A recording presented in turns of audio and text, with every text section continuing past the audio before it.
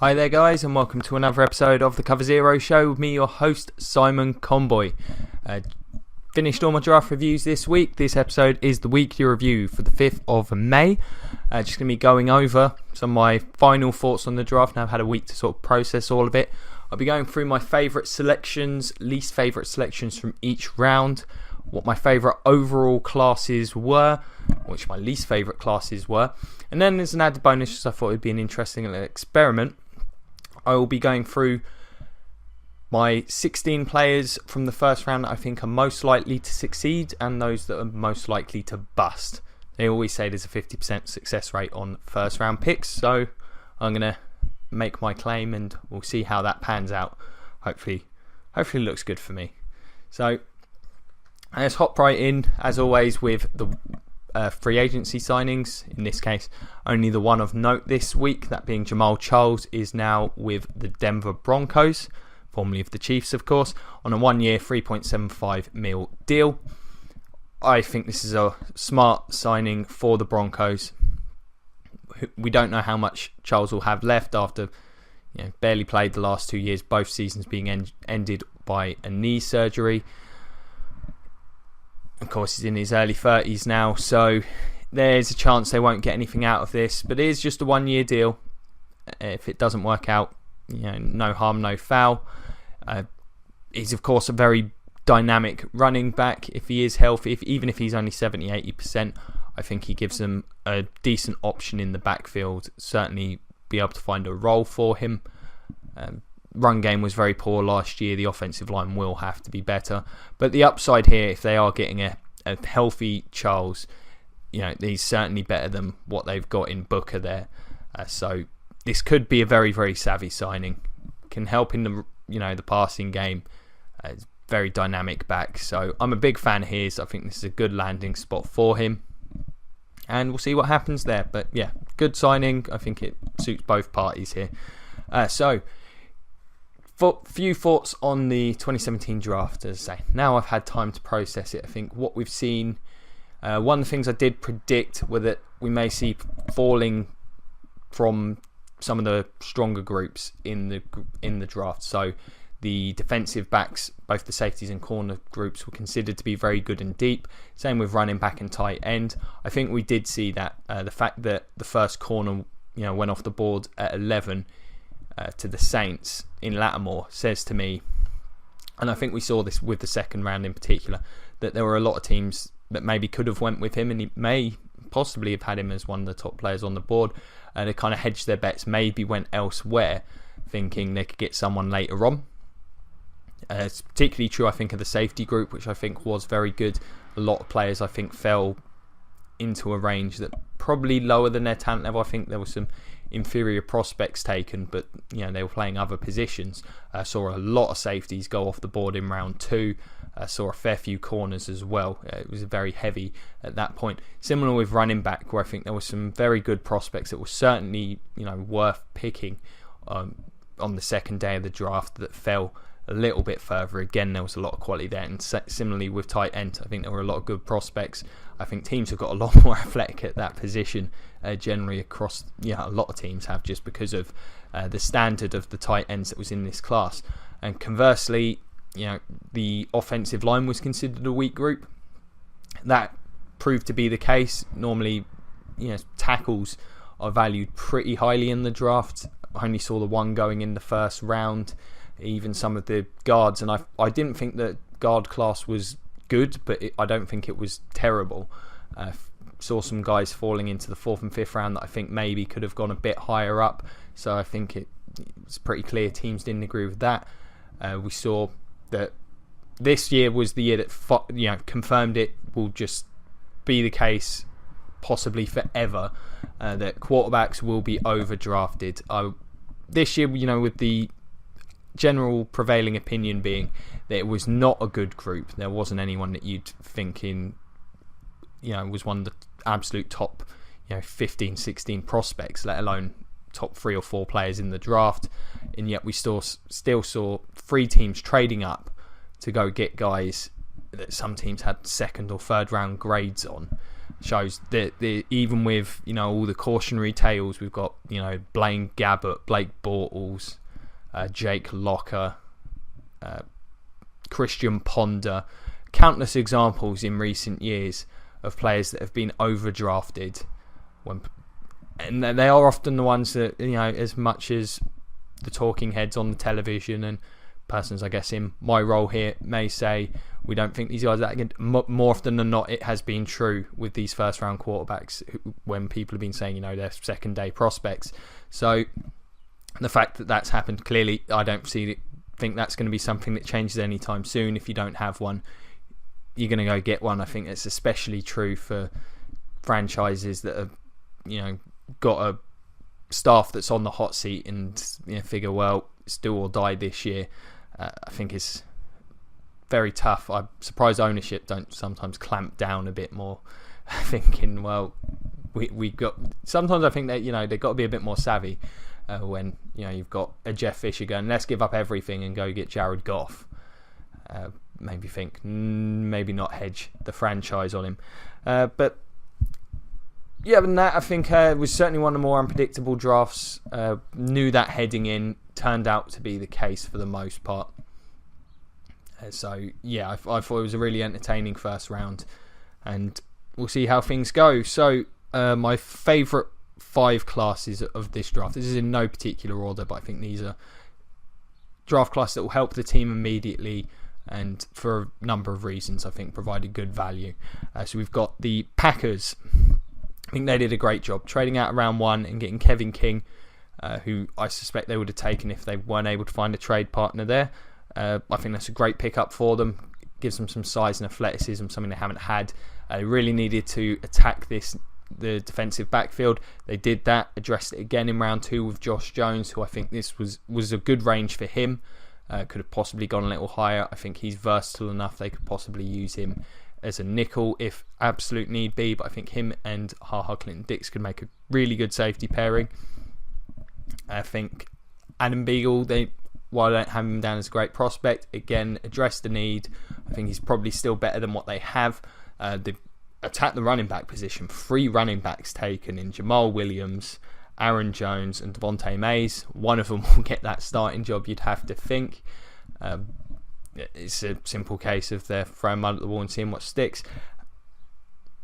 We'll see how that goes, but I think they address those needs effectively. Gonna have I think King and Jones will get on the field early. One of the running backs will, and it's certainly possible that Beagle will as well. And then I think they got great value in round 7 with Malachi Duper. I think he could be a very good player. I've had him sort of a 3rd, 4th rounder. Didn't test very well. I didn't think it would lead to him dropping this far.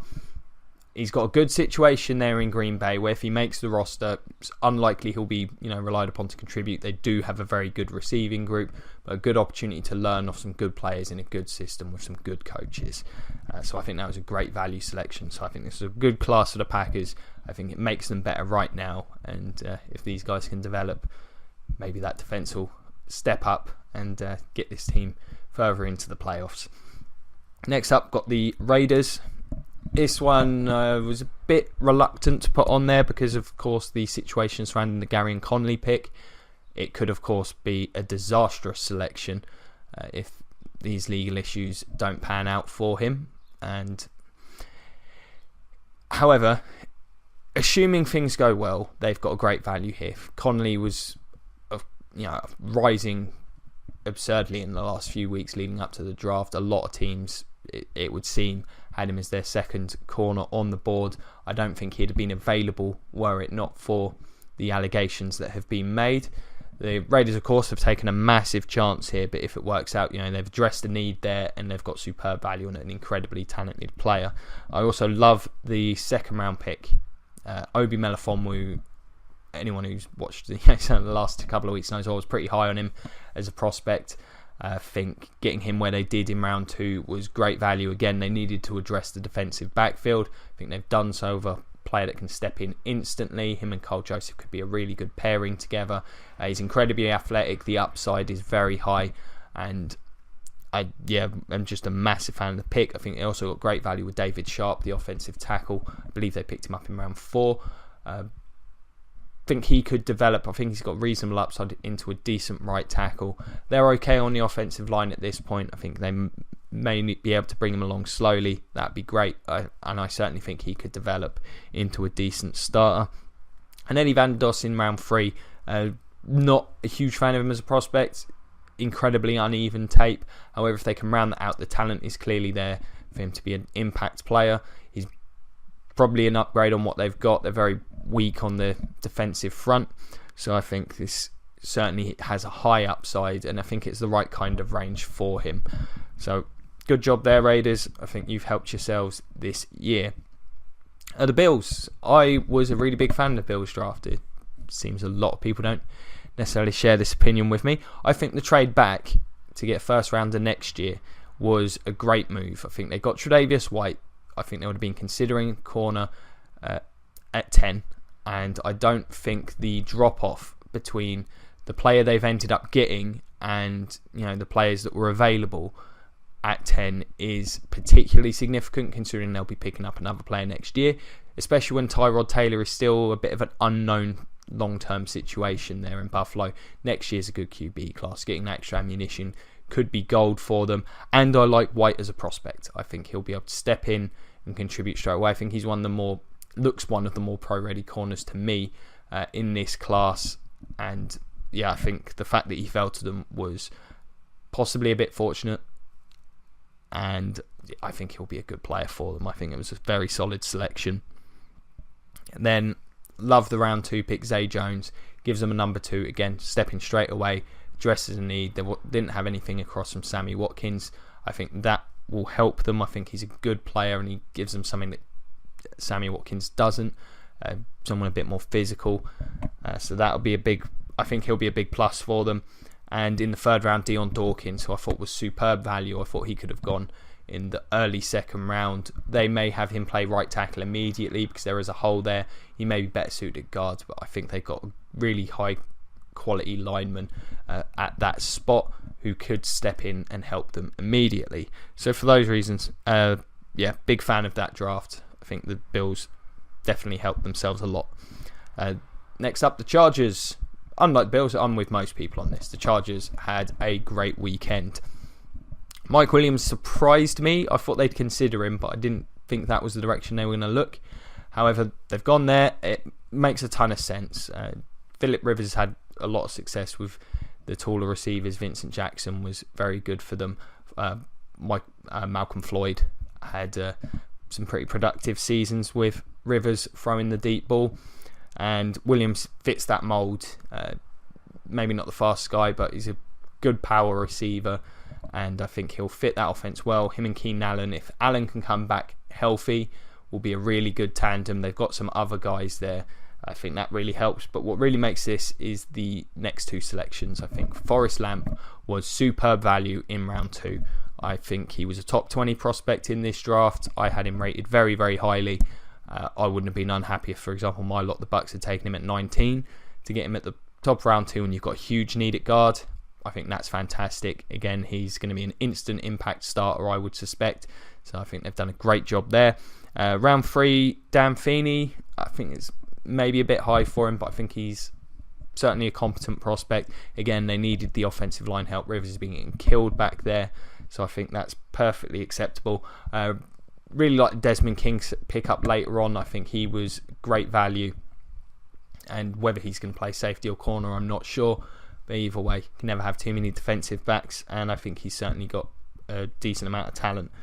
A couple of honourable mentions before I move on to my last team. The Eagles, I like what they did. I think Derek Barnett was a rock solid pick. Sidney Jones was superb. May not help them this year, but after that they could have a true number 1 corner there. They've got a couple other guys to maybe try and stem the tide, I suppose, this season. The Eagles, I don't think they're too far away. If Wentz can develop really well this year, and then they can get that backfield addressed for 2018, this could be a really dangerous team. The Bucks, I think Buccaneers did a solid job. My issue there, didn't address needs. Actually, the Eagles as well. I think the Eagles needed to grab a running back. They could have snuck into the list had they done so. Buccaneers, like the prospect they selected. Think they got great value with Howard. I like Godwin in round 3. But I'm not sure they address needs well enough. Whilst I think they got some impact players that will certainly help them. Definitely improve the depth of the weapons. The offensive line is still an issue. Depth on defence is still an issue. So while the team's got better, I'm not sure they haven't quite got better in where they needed to at this point in time. But I still think it was a really good job. The Browns just not doing anything stupid this year. Getting Kaiser in round 2 is perfectly reasonable. I think that's a fine spot for him. Like the trade back to get another player next year. Next year was good for QBs. Maybe looking to get their guy then. And I quite like the 2 selections that they made at the end of the first. It still feels like this team is building for 2018 on, and I think that is the right approach. I think they've got a lot of players that will help them. But yeah, as much as anything, they didn't do anything dumb. So good job there, Browns. And the Cardinals, like what they did. Love Hassan Reddick, love Buda Baker as prospects. I think they got them at a good spot. The only reason not necessarily here is they maybe shouldn't have had to take those guys. I think the players they've lost, I don't know if the team's gotten better than it was before free agency. If those guys can step in and contribute right away, that would be grand. But I do like their class. But the 5th team on my top 5 list is the Texans. As much as I dislike the Deshaun Watson pick, everything they did afterwards was fantastic. Zach Cunningham, I think, could have certainly gone in the first round. I think that was a great value pick. They needed a player at that spot. Got more athletic there. Great job. Devonta Foreman, big fan of his. I think, again, got him in a good range. I think he's a perfect complement to Lamar Miller. So I think that was a superb job.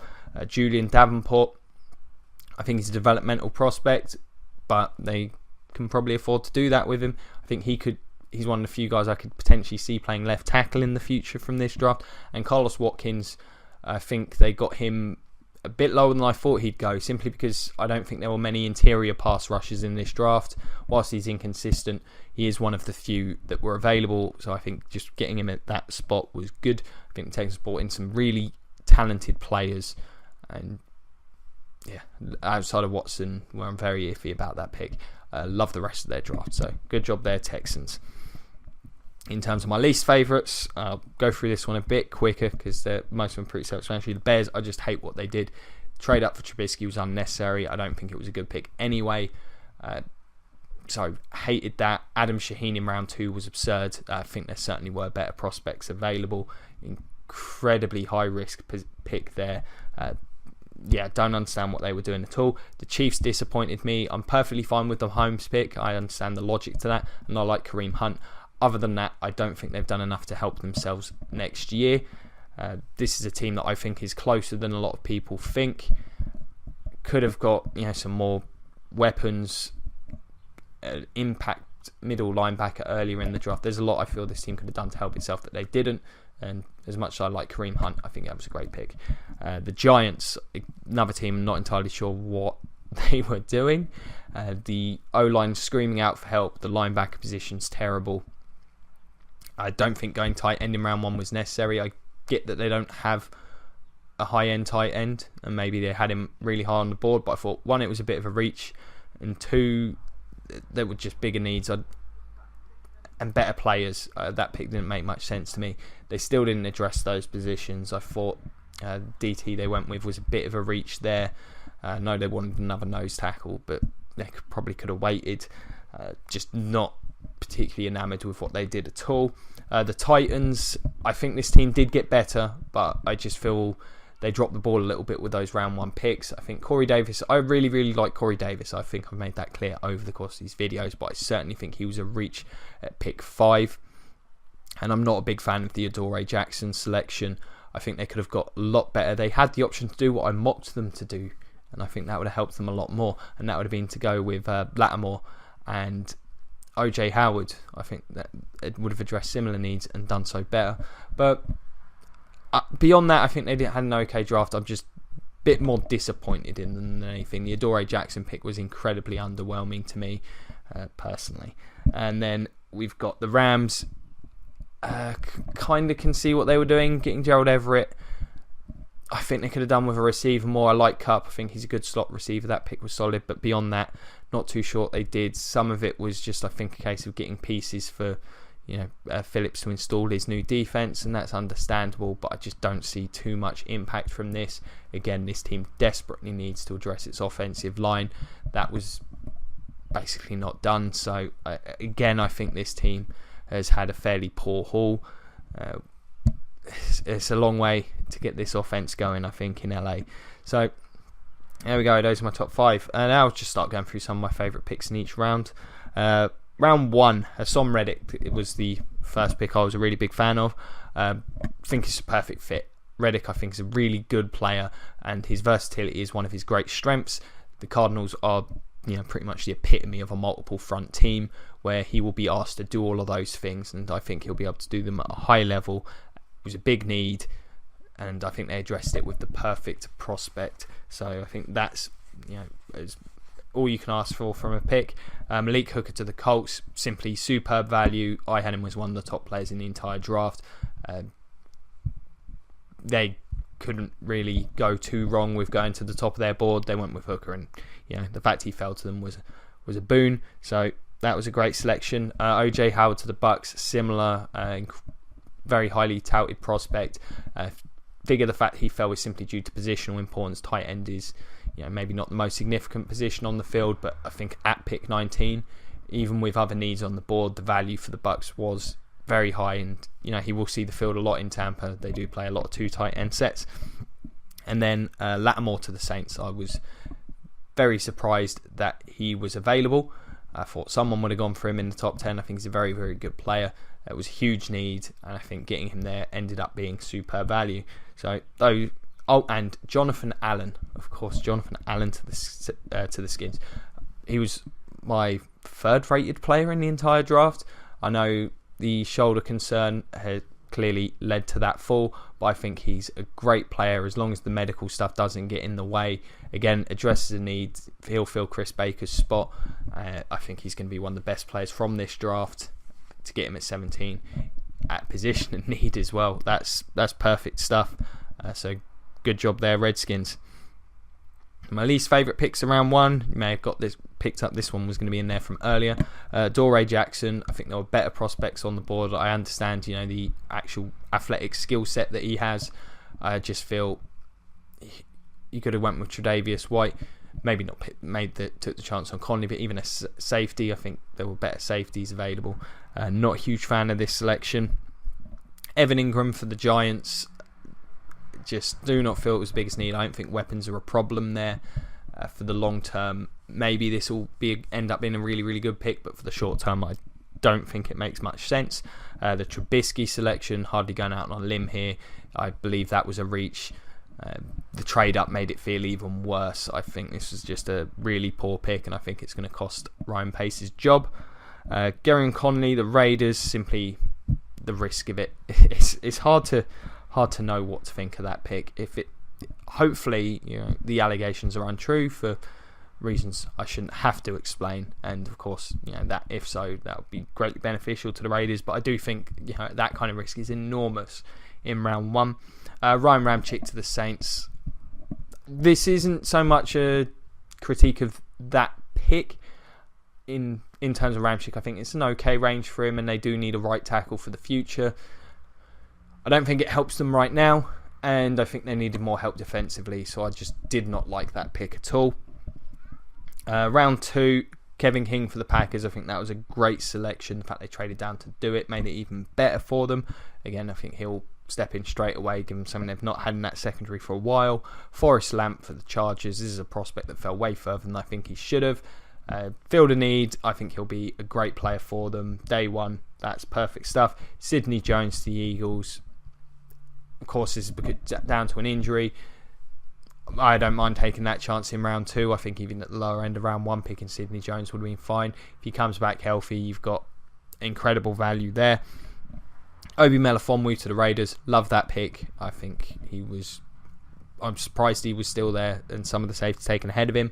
I think he'll be a great pickup for them. And Zach Cunningham to the Texans. I can't believe he was actually there. I thought he'd have been off the board way earlier. I think he'll be a massive boon to them.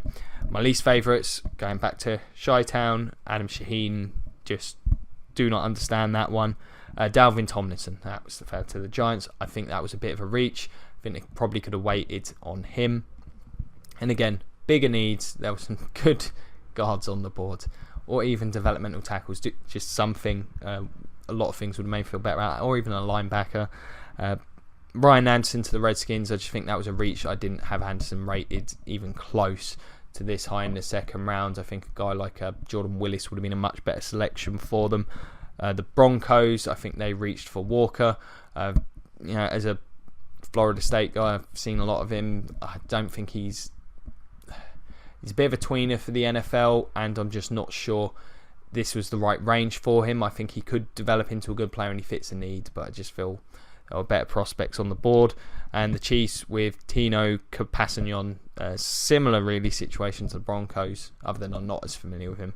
It just felt like a bit of a reach. There were better prospects available for them. Round 3, favourite picks, Alvin Kamara to the Saints. Anyone who watched the show leading up to that, I loved Kamara. I had him in like my first round in terms of prospects. I think he's great. I don't know if it's the biggest need, but I think he'll be their starting running back in 2018. I really do. Duke Riley to the Falcons, another athletic linebacker, gives them a bit more speed. I think it could certainly have done with another one. I think this is a really good selection in a good value at that point. I think he could easily have gone in round 2. Fabian Moreau to the Redskins, I guess is like a minor version of the Sidney Jones one, where he probably not got the same upside, but I think he's a really good player. Would have been off the ball before this if it weren't for injuries. Big need corner for the Redskins. Down the line, this will be a really good pick. The Kareem Hunt pick for the Chiefs, it's just a perfect running back for an Andy Reid offense. I really think that. I think he'll end up being their starter once he gets the pass pro stuff down. Whether he'll ever be great at that, I'm not so sure.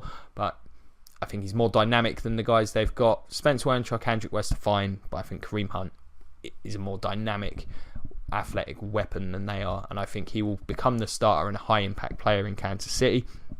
And Akello Witherspoon for the Niners, I think it's pretty good value at this point. I think he could have gone in round 2.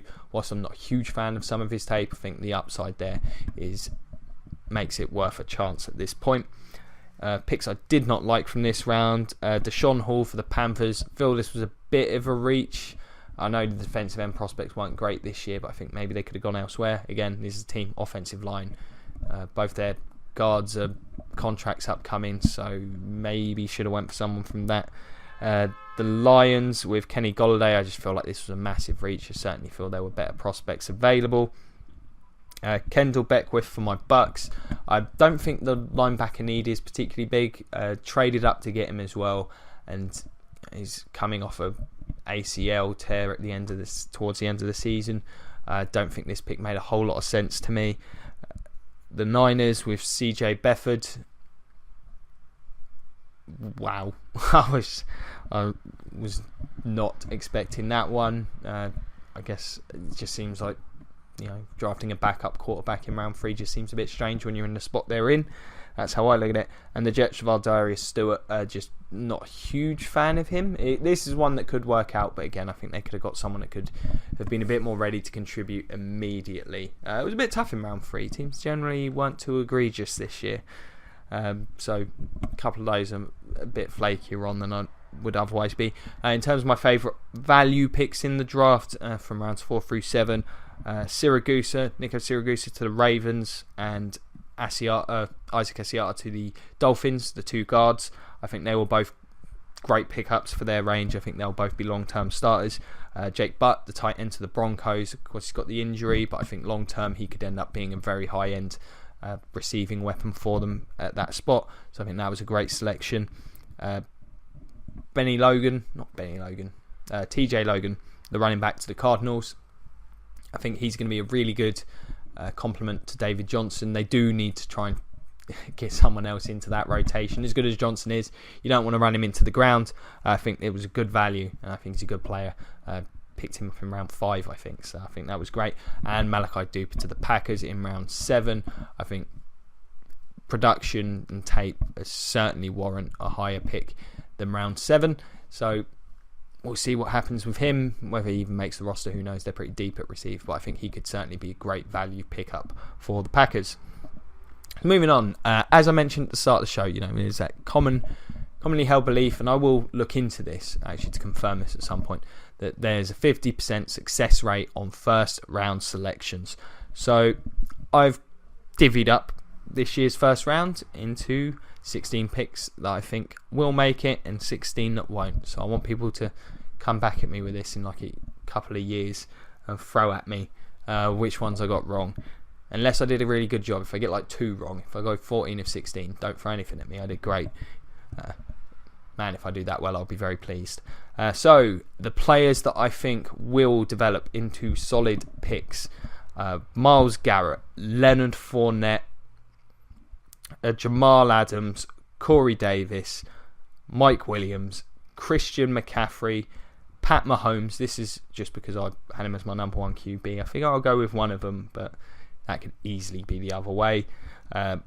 Lattimore, Hassan Reddick, Derek Barnett, Malik Hooker, OJ Howard, Jonathan Allen, Reuben Foster, Charles Harris, and Tre'Davious White.